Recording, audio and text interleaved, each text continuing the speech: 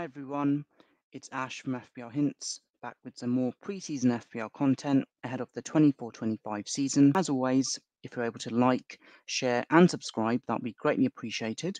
You've seen me do various draft updates throughout this summer. This is now my penultimate draft that I'll be constructing in this video. So obviously the next one after this will be my final draft. I've also done some mock drafts as well, and those mock drafts have also influenced the ideation of my subsequent drafts.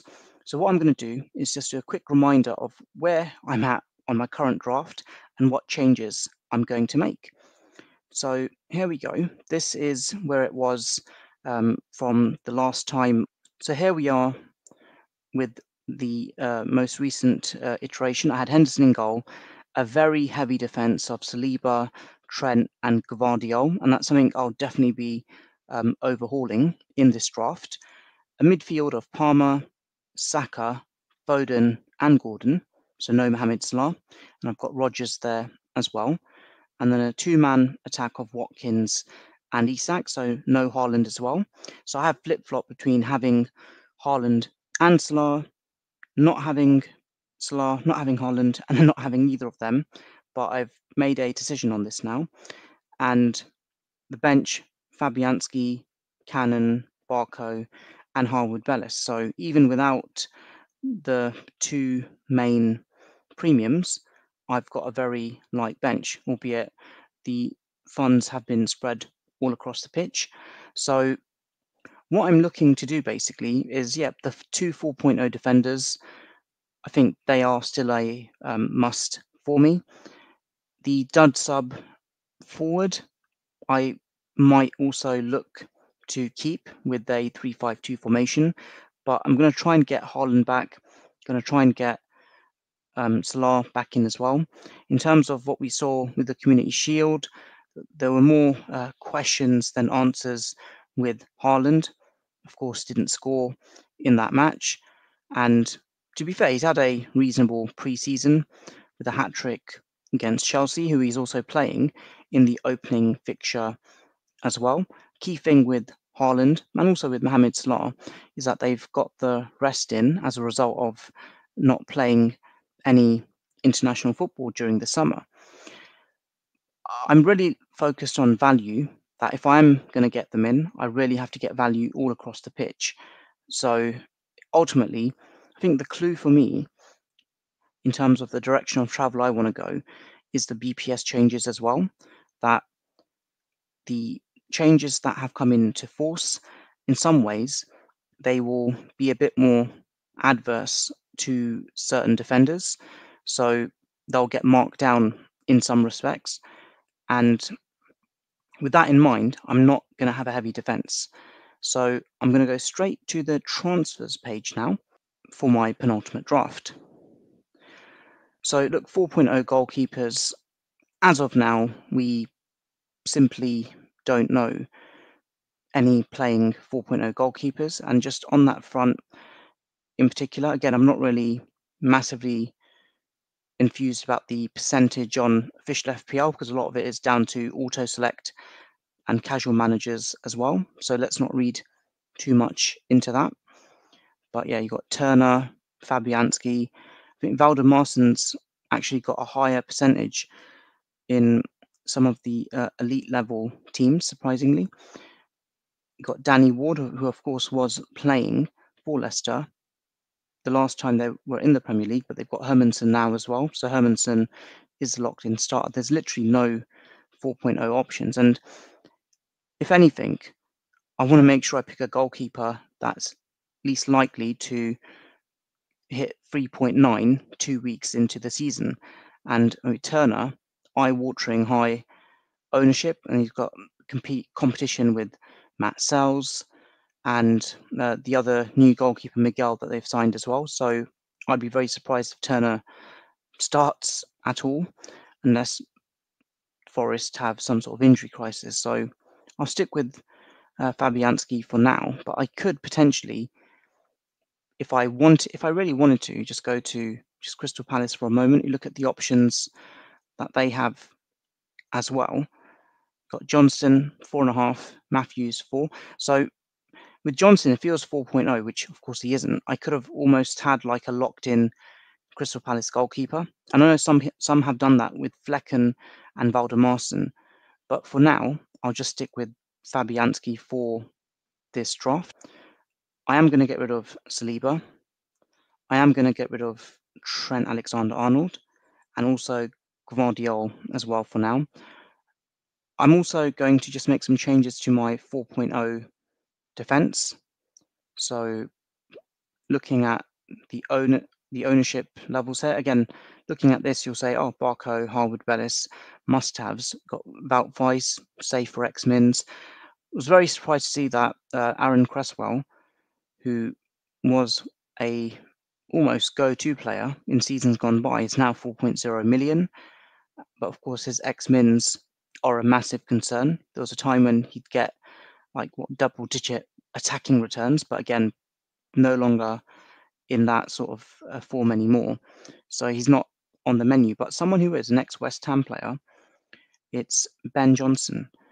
And now playing for Ipswich, 4.0 million. Of course, his minutes were never like massively high when he was at West Ham. Didn't really have massive attacking prowess as well. But based on where he's been playing in pre-season, he's been playing in a very advanced role. And look, I'm not going to be starting any of my 4.0s anytime soon, but if I wanted someone who's potentially playing an advanced role and potentially starting for Ipswich as well, then Johnson could be an option. It's not as if I'm getting Johnson in for a team that is not from a newly promoted club. It would be Harwood, Bellis or Johnson. So I think just because of the attacking, not the attacking prowess, but the advanced role, I think Ben Johnson could be the fifth choice defender for me. And his ownership here is at, 2.0%. I've got no doubt that will increase. And with the team further up, I think Isak and Gordon, I really want to keep them. I think question mark on Foden, so he'll be removed. Palmer, again, I just can't justify him on a points per million basis. I've said it in my other mock draft videos. I think he'll outscore Nkunku for goals and assists, but on a points per million basis, it's going to be extremely close. And that's where my thinking is, can Nkunku cover Palmer? It remains to be seen, but then Palmer could simply score a penalty against Man City, and then all of that will unravel fairly quickly. But I'm not massively worried with Palmer because I've seen his ownership, in terms of his overall ownership on official FPL, it is quite high. So that is a bit of a concern. Look, he's owned by almost half of FPL managers. I think a fair bit of that is auto select as well. So again, points per million basis, I'm backing Nkunku for the time being at least. And you got Rodgers there as well, 5.0 million. I think there are probably better options in the 5.0, 5.5 category. So out he goes. Watkins, who I think amazing player, obviously had more goal involvements than Haaland last season, but then you can't have Haaland and Watkins unless you sacrifice Isak, or if you had a really wonky 3-4-3 with Watkins, Haaland, and Isak, so out goes Watkins. I'm going to try and keep Saka in my draft. It might be a bit tricky, but we'll see what we can do. But in order to make all of this work, I'm going to have to rely on 4.5 defenders. And with the 4.5 defenders, there is a bit of like rotation that can be done. So that's something that is food for thought for me. Am I going to double up on a Crystal Palace defense? I'm not for those opening games. I want to almost spread the risk by not having too many double ups and triple ups unless I can really justify it. But one player that has caught my eye, especially in pre-season, I'm hoping he's going to start as well. Generous run of games for Newcastle United as well. If I can find him there. There we go. It's Lewis Hall. So Lewis Hall, has obviously had a very limited number of minutes last season, but based on what he's done pre-season and the way Newcastle are setting up, I think he could be a very interesting prospect. So happy to have him in to my draft and use him as a starter. Again, 4.5 defenders. There are lots of good options. He is a bit of on the upside, on the risk side, as it were, but I'm willing to give him a chance based on what I've seen and also the attacking prowess as well. It was really a choice between him, Dan Burn, Livramento, just a lot of question marks for Newcastle right now. I'm expecting him to start, so let's see how that goes in this penultimate draft. That leaves me with my other defenders. I've got Johnson, Barco as well, and the other one that really has caught my eye is Mykolenko for Everton. And the good thing with them is I wouldn't want to really start Mykolenko like game after game. Again, red block game against Spurs, got red block game against Aston Villa, you got Newcastle in 7. So a player I could potentially like have as a sub 1 or as a third defender.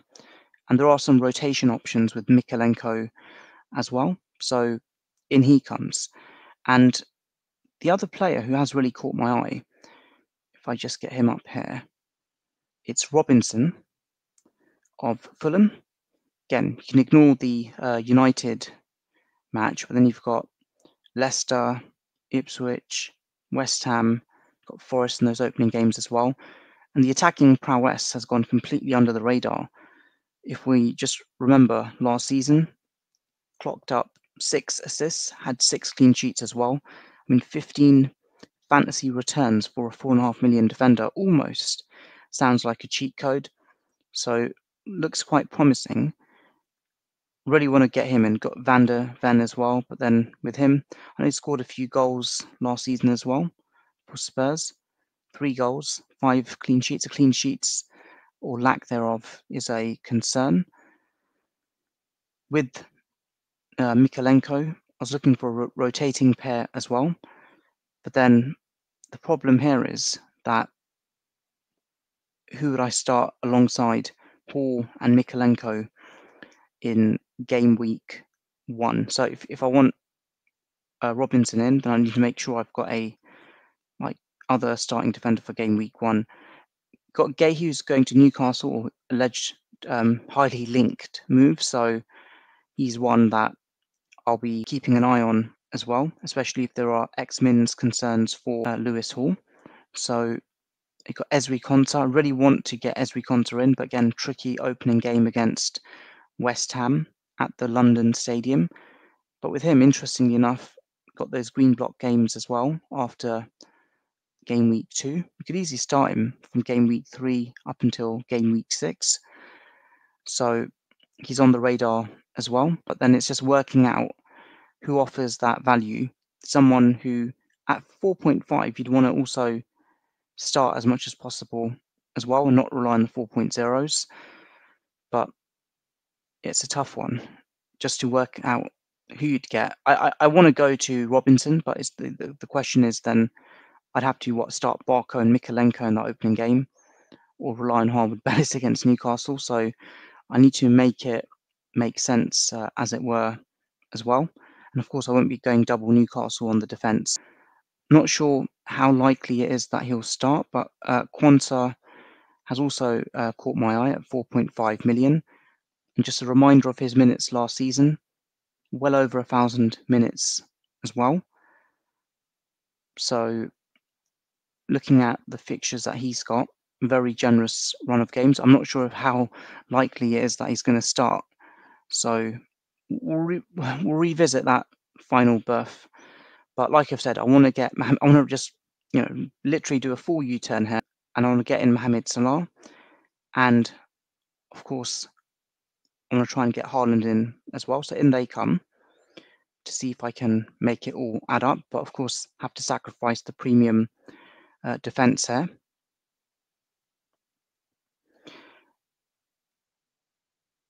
And Haaland's ownership, it's risen steadily since launch day of FPL. 30% is now 44.4%. I think it's harder to upsize to him than it is to downsize from him to other cheaper players. So looking at what we've got in the budget now, 16.5 million to fill 3 berths there. So I think it might be a bit of a tough ask to have Gordon in here, but we'll see what we can do. Looking at the options that we've got available as well. So got Eze, but again, like 16.5 million doesn't really give a lot of room to maneuver. But in the £5.5 million category, someone who constantly enters the chat, as it were, is Emile Smith-Rowe. He actually moved fairly recently from Arsenal to Fulham, and I want to get him in, but I need to really be able to justify it. It would leave me with 11 million in the bank. Could even get Gvardiol and then have a £5 million defender as well, but I don't want to cheapen the midfield too much. So with 4.5 million, I've got a 6.5 million berth that I could basically fill. The only player that comes to mind is Nkunku, so in he comes. And I've got 4.5 million, so that 4.5 million problematic spot is there to be filled. So just looking at the options there for defense. The issue is I need to make the rotation work. I want to get Anthony Robinson in, but then it'd mean I'd have to change some of these other options. Look, Mikalenko, I'll start game week 1. Lewis Hall, I'll start game week 1.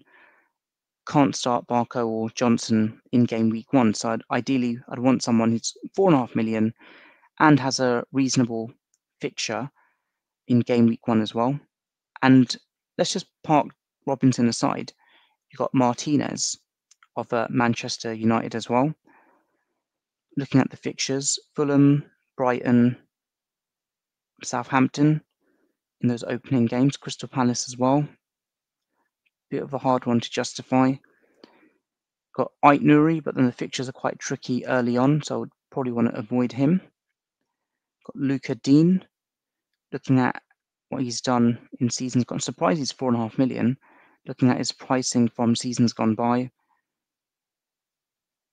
Okay, he was 4.5 million last season, but he's been like as high as 6 million and 5.5 million in previous seasons as well.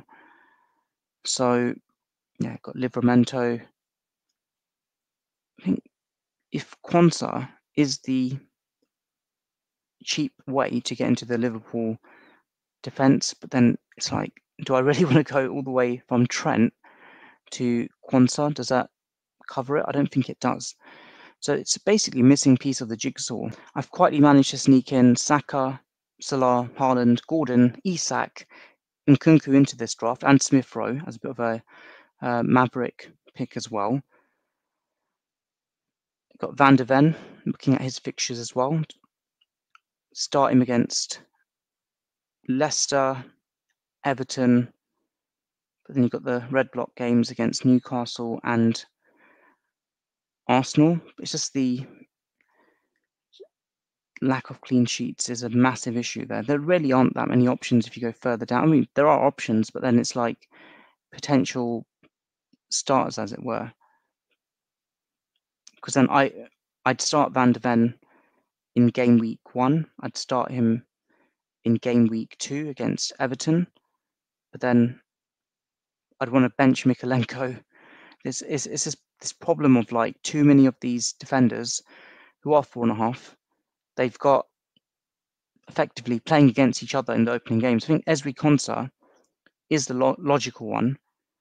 So defense of Hall, Mikalenko, and Konsa. Again, tricky match for Konsa in the opening game. But then hopefully that balances out with the other green block games ahead. For argument's sake, again, I'm not going to rely heavily on this percentage metric too much because like this percentage is, I just consider it fake. It's like it's auto select and casuals, but like no premium defender. You got Gvardiol, Saliba, Porro, who I all had. Miss of Palmer, Eze, I'm really tempted to get in. And you've got Isak and Watkins as well. Well, I've got Isak, but Watkins as well. Solanke, I think his ownership's going to skyrocket now that he's at Tottenham. On the goalkeeper front, Henderson's still a differential, surprisingly. So just thinking, just final checks. Can I make it work? Happy with the strike force. There's a lot of talk on social media, a lot trying to take a risk on Oscar Bob, Morgan Rogers, but Smith Rowe at 5.5 million, I just like as a key attacker for Fulham, I can't really look beyond him here. Of course, the opening match is against Manchester United at Old Trafford, but if anything, he'll revel in that match. So yeah, it's a just tough one, but yeah, I want to make sure my penultimate draft is as good as it can be. Clearly, a premium defender is missing, but would I want to downsize Saka? No. Salah? No. Nkunku and Smith Rowe. There's the miss I've actually got here is a Nottingham Forest attacker, especially with their generous run of opening games. But it would basically mean I'd have to get rid of Isak, which I'm not prepared to do, to get Wood in. So the question I have for myself is, do I want to get Hudson-Odoi or do I want to get Smith Rowe? And which player is going to get more goal involvements this season? And Hudson-Odoi has the back end form from last season, 7 goals since Feb. We've got Smith Rowe on a points per million basis, on a points per minute basis. There is a lot of upside here. And look at that, just last season alone, he played barely 343 minutes. And look at the XG and XA there. What could he do if he was getting regular starts? And that's a question I keep on asking myself here. I really do want Nottingham Forest cover, but where's it going to fit? That's the question that I keep on asking myself as well. It's a bit of a miss there. So yeah, am I going to lock this in as my penultimate draft? Got the triple Newcastle. That's the only triple up I've got at the moment. So I wouldn't want to go heavy on another triple up. I physically couldn't at this stage here. So yeah, just final checks, just to see if I can make this work. I know that just a quick check on the 4.5 forwards as well. That quite a few have been going for Stewart as well. I'm not sure if I've missed a trick there on Stewart. And Cannon's at less than 1%. And Stewart's at Southampton. Southampton have Brereton Diaz. They've got Armstrong as well. So I'm not sure if Stewart is getting regular starts in pre-season or not, but that's one I could potentially change. Just need to do a bit more research on that. But I'm just looking at those remaining options. The defense, yeah, I can work with that defense. A bit of just looking at Barco. Won't even be starting in those opening 3 games. Johnson, no plan to really start him at all. Looking at when I could, it'd probably be game week 3 at the earliest. But even at Fulham, I think that'd be a very tough ask. That's the problem with this defense, that there's not like a standout pick, as it were. If I wanted to be really like Maverick, I'd say Konsa out for Kwanzaa of Liverpool. That would be a bit of a tongue twister. And you got Van de Ven in as well. So yeah, Newcastle defender Hall. I'll stick with him. Mikalenko. I need a rotating pair with Mikalenko. And I think the only one I could probably get here is actually a Crystal Palace defender. Because look at that. You'd want to start a Crystal Palace defender in 2, 4, and 7. And look at Crystal Palace's fixtures in 2, 4, and 7. And they have West Ham, Leicester. Okay, got Liverpool in that one. Bit of rotation there. Looking at Brentford's fixtures as well.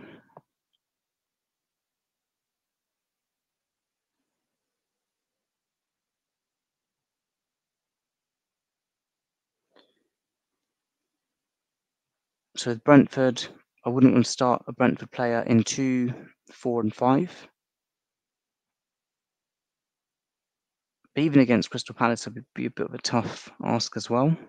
Yeah, let's not overthink it. So Saliba goes out, Johnson comes in, Trent goes out, Hall comes in, Vardiol goes out, Mikalenko comes in, Harwood-Bellis out, Konsa in, Rodgers out, Salah in, Palmer out, Smith-Rowe in, Foden out and Kunku in, Watkins out, Haaland in. So a lot of good players going out just so that I can get Haaland and Mohamed Salah in to this penultimate draft. Let's do it. Can't change my mind now for this penultimate draft. Of course, I'll make more changes for my final draft. Let's just do some quick sub changes as well. So Konsa would be starting, Johnson would be the sub 3, Barco will be the sub 1, keep Cannon sub 2 for now. In fact, let's promote Johnson up to sub 2. And I want to captain Mohamed Salah against Ipswich. So famous super zoom in for my penultimate draft for game week 1 ahead of the 24-25 season. I've kept Henderson in goal as a 4.5 budget goalie. The defence, you could say, quote unquote, has been downgraded from the premiums. I've got Lewis Hall, a lot of upside, got Mikalenko and Konsa in this draft as well, but with Mikalenko, I'd have to rotate him for certain matches. And then that midfield beefed up with Mohamed Salah back in the fray, got Saka still here as well, and then Smith-Rowe as a bit of a maverick pick, and Kunku as well as a cover for Palmer, and then Anthony Gordon remains. Isak also remains, but I've also got Haaland. And just with the other draft, where the bench didn't have that much depth, same here, but I've got Barco as a sub 1, Johnson as a maverick pick as sub 2, and Cannon as a sub 3. So there we have it. I hope this offers more balance than my no Haaland and no Salah draft. It probably doesn't, but is it as balanced as it could be? Who knows? Let me know in the comments what you think. Can you do a better no Haaland, no Salah draft? If so, please show me. And as always, if you're able to like, share, and subscribe, that'd be greatly appreciated. Take care and all the best.